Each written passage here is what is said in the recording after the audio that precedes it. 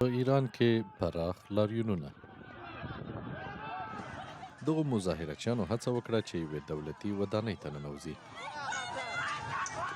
لاریونونه چې د ایران د ملي اسعارو د ارزښت د کمېدو له امله پیل شوي لا هم روان وو. د همدې فسا ښار نورې ویډیوګانې ښیي چې وسلوال کسان په سړک کې ډزې کوي.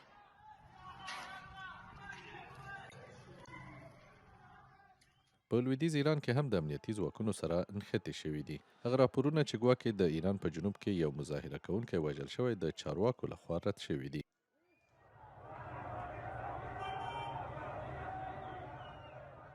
ډیرو سوداګرو هم خپل دوکانونه تړلي دي. دا هر څه د ایران تر ټولو پراخو ناکراریو په ترڅ کې دي چې په تیرو 3 کلونو کې لیدل شوي دي.